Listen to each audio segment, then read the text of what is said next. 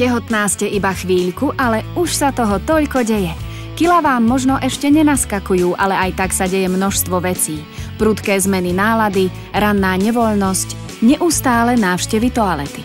Nebojte sa, niektoré z týchto nepríjemných vecí, ktoré ženy v tehotenstve sprevádzajú, väčšinou s koncom prvého trimestra pominú. Vášmu dieťatku už tlčie srdce a vyvíja sa mu mozog, kosti a svaly. A takisto už má malé ruky a nohy. Kyselina listová je dôležitá v období pred otehotnením a v prvých fázach tehotenstva, pretože obmedzuje riziko defektov nervovej trubice, a to vrátane ráž štepu chrbtice. Odporúčaná denná dávka je 400 mikrogramov.